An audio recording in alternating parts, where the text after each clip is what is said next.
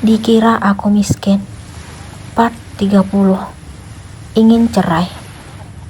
Aku ingin mendengar jawaban apa yang akan Mas Bimo berikan. Aku ingin tahu seberapa besar rasa pedulinya terhadapku selama ini. Jika dia memang tidak terima dengan niatku yang ingin memberikan pelajaran kepada keluarganya, aku akan mengambil keputusan. Aku akui kalau selama ini dia selalu menunjukkan pembelaannya terhadapku jika keluarganya berbuat kasar. Namun, entah kenapa tadi dia menunjukkan sikap yang berbeda dan menganggapku ingin balas dendam. Apa yang ingin aku lakukan itu bukan balas dendam. Terbukti saat Rati menikah, aku bersedia mengeluarkan uang untuk resepsinya. Jika aku punya niat untuk balas dendam, aku tidak mungkin peduli dengan adik iparku tersebut, walaupun dia sering menyakitiku dulu. Aku hanya ingin menunjukkan satu kebenaran tentang siapa diriku sebenarnya. Aku ingin agar keluarga Mas Bimo menyesali apa yang mereka perbuat terhadapku selama ini, karena mereka dengan tega memberikan tuduhan-tuduhan yang selalu melukai perasaanku. Kenapa kamu punya pikiran untuk balas dendam, sayang? Tanya Mas Bimo kepadaku. Apa? Balas dendam kamu bilang? Kamu sadar gak dengan apa yang kamu katakan? Kalau aku berniat seperti itu, aku tidak mungkin mengeluarkan uangku untuk pernikahan Rati saat keluargamu gak peduli terhadap dirinya. Aku mengingatkan apa yang kulakukan untuk adiknya. Jadi, kamu ngungkit apa yang kamu berikan pada Rati. Aku tidak percaya kalau dia mampu menuduhku seperti itu. Pikiran kamu sempit banget ya. Aku gak pernah menyesali apa yang telah aku berikan pada orang lain, apalagi dia adikmu. Aku selalu ingat nasihat orang tuaku. Sesuatu yang udah diberikan kepada orang lain harus diikhlaskan supaya rezeki makin berlimpah. Atau mungkin kamu yang berpikiran seperti itu selama ini. Aku tidak terima dengan apa yang dia katakan kepadaku. Maksud kamu apa, sayang? Kamu nyesal udah kasih aku makan? Iya. Jawab, Mas. Kenapa kamu jadi menuduhku seperti itu? Kamu juga menuduhku sebelumnya. Aku hanya gak terima kalau kamu balas dendam terhadap orang tuaku. Aku hanya ingin kasih pelajaran atas apa yang mereka lakukan padaku. Terserah kamu kalau menganggapnya beda. Jadi, kamu ingin nunjukin kalau kamu bisa melakukan apapun karena banyak uang.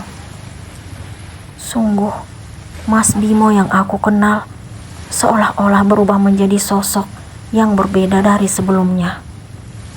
Orang tuamu aja gak punya apa-apa, tetap sok berkuasa dan berani jahatin aku. Aku tidak kuasa untuk menahan amarah. Jadi, seperti ini cara bicara orang kaya. Sikap polos kamu selama ini ternyata hanya pura-pura. Mas Bimo kembali menuduhku. Aku juga baru tahu seperti apa sifat kamu yang sebenarnya. Pura-pura polos tapi mesum. Kata kasar itu akhirnya keluar dari bibirku. Ceraikan aku. Aku dan Bagas akan pergi sekarang juga dari rumah ini. Sudah cukup hidup bersamamu. Selama ini, aku bertahan dengan perlakuan keluargamu karena kamu baik. Tapi sekarang, tidak ada lagi yang kuharapkan. Kamu gak hanya selingkuh, tapi juga menuduhku dan seolah-olah lebih membela kejahatan orang tuamu. Aku mengeluarkan kekesalan dan kekecewaanku terhadapnya dengan panjang lebar. Sayang, kenapa jadi seperti ini? Aku gak bermaksud membela keluargaku, tapi aku gak ingin kamu berubah menjadi pendendam. Mana istriku yang selalu sabar menghadapi keluargaku? Dia kembali bersikap lembut. Jadi, kamu ingin agar aku selalu dihina? Ternyata kamu itu sangat jahat, Mas. Aku sudah yakin kalau perpisahan adalah jalan terbaik untuk kami. Pernikahan yang telah terjalin kurang lebih 5 tahun lebih baik diakhiri saja. Setelah aku dengan susah payah membuka hati agar kembali menerima Mas Bimo atas perselingkuhannya, tetapi tidak dihargai sama sekali. Sekarang dia lebih membela keluarganya yang selalu menghinaku. Sebaiknya aku menghubungi Ratih agar segera menjemput perabotan, barang elektronik, dan perlengkapan dapur yang ada di rumah ini. Aku kasihan melihat dia dan Bayu menyewa rumah dengan barang-barang seadanya. Ini juga sebagai pembuktian di depan Mas Bimo kalau aku tidak seperti yang dia tuduhkan. Ke rumah kontrakan kakak sekarang. Kakak ada perlu sama kamu? Pintaku kepada Ratih melalui telepon. Jarak tempat tinggal adik iparku itu dengan rumah kontrakan kami tidak jauh. Iya kak, aku kesana sekarang. Setelah menelpon Ratih, aku juga langsung menghubungi jasa pengangkutan barang yang aku dapatkan dari Ayu. Dia memberikan nomor telepon sopir yang biasa mengangkat barang-barang ke toko tempatnya bekerja. Aku sangat bahagia karena dia selalu ada saat aku butuhkan. Aku segera mengemasi pakaian dan barang-barang yang aku butuhkan dan bagas. Aku tidak menghiraukan usaha Mas Bimo yang memintaku untuk mengurungkan niat meninggalkan dirinya di rumah ini sendirian. Lepasin. Aku udah gak butuh kamu. Aku menepiskan tangannya. Kali ini, batas kesabaranku telah habis. Sudah cukup penderitaan yang kualami selama ini. Aku akan kembali pulang lalu meminta ampun kepada papa dan mama. Aku sangat yakin kalau kasih sayang orang tua tidak akan pernah berakhir untuk anaknya. Aku akan mewujudkan keinginanku sejak dulu, melanjutkan pendidikan ke jenjang kuliah, dan membantu papa di perusahaan, seperti yang Kak Revan lakukan. Sejak duduk di bangku SMA, papa telah merencanakan hal itu. Ampuni aku sayang, aku hanya tidak ingin melihat orang tuaku sakit jika kamu balas dendam. Kalimat yang Mas Bimo keluarkan kembali melukai hatiku. Jadi, kamu sanggup kalau aku yang terluka? Hebat kamu, Mas. Ternyata ini sifat kamu yang selama ini kamu simpan rapat. Semua anak tidak akan terima jika orang tuanya disakiti. Oh, gitu. Jadi, kamu akan terima jika aku yang disakiti. Padahal selama ini kamu bersikap seolah-olah membelaku. Ternyata aku terlalu naif. Aku membelamu karena kamu selalu sabar menghadapi keluargaku. Tapi kalau kamu berniat untuk menyakiti mereka, aku gak setuju. Oke, cukup. Akhiri hubungan kita sekarang, Bimo. Kamu itu udah gak berarti bagiku. Aku tidak kuasa menahan air mata agar tidak jatuh. Tidak, kamu akan tetap menjadi istriku selamanya. Terserah, aku hanya ingin bebas darimu.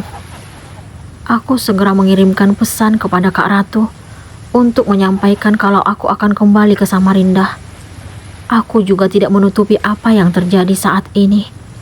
Aku memberitahukan kalau aku akan segera berpisah dengan Mas Bimo.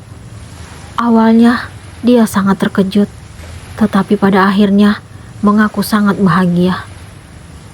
Kok kebetulan ya, Andrew juga hari ini tiba di Palembang. Dia bahkan bilang akan tetap mencarimu. Aku terkejut membaca balasan pesan dari Kak Ratu. Mungkin lebih baik aku setuju bertemu dengannya. Toh gak ada lagi yang kuharapkan dari Mas Bimo. Kami juga akan segera berpisah. Aku sangat yakin dengan niatku. Akhirnya, aku dan Kak Ratu mengakhiri pembicaraan melalui pesan. Aku mendengar suara Ratih dari arah pintu ruang tamu. Aku pun segera bangkit, lalu beranjak dari kamar. Ini untuk pertama kali dia berkunjung ke sini. Pertemuan kami waktu membicarakan rencana pernikahannya kala itu, aku sengaja memilih di kafe. Kakak, apa kabar? Ratih langsung memelukku. Aku ingin menangis melihat perubahan sikapnya saat ini. Seandainya dia bersikap seperti itu saat kami masih tinggal bersama, pasti sangat indah. Kabar baik, perut kamu udah mulai kelihatan besar. Aku pun melepas pelukan, lalu mengusap perutnya. Iya kak, dia memperhatikan sekeliling. Ternyata kakak hebat. Aku tidak mengerti dengan arah pembicaraannya. Hebat, itu hanya menurut kamu, Rat. Mungkin ada orang yang gak ingat pengorbanan kakak. Aku sengaja mengeluarkan kalimat itu untuk memberikan sindiran kepada Mas Bimo yang kini berada di ruang tamu juga. Maksud kakak, aku bilang kakak hebat karena memiliki segalanya setelah keluar dari rumah ibu. Rati melihat-lihat barang yang aku tata di lemari hias. Yuk, duduk dulu. Mau di sini aja atau di ruang TV? Tanya aku kepada adik iparku itu. Ruang TV aja deh, supaya lebih santai. Kami pun melangkah ke ruang TV. Ratih kembali menunjukkan perubahan di wajahnya, seperti saat awal memasuki ruang tamu tadi. Aku tahu kalau dirinya belum pernah merasakan memiliki perabotan mewah. Namun, satu hal yang aku tidak habis pikir, kenapa mereka selalu menunjukkan kesombongan dengan hidup pas-pasan. Lemari TV kakak cantik banget, ucap Rati setelah kami duduk. Kamu mau? Tanya aku kepadanya. Kok kakak nanya gitu? Perabotan dan barang elektronik yang ada di rumah ini akan jadi milik kamu, Rat. Perlengkapan dapur juga. Kakak akan berikan semuanya untukmu. Semuanya pasti muat di rumah yang kamu sewa dan Bayu. Aku pun menjelaskan apa yang telah aku pikirkan dan rencanakan kepada Ratih. Apa? Kakak serius? Kakak mau kemana? Dia tampak kaget. Kakak dan Bagas akan segera pergi dari rumah ini karena kakak dan Mas Bimo akan berpisah.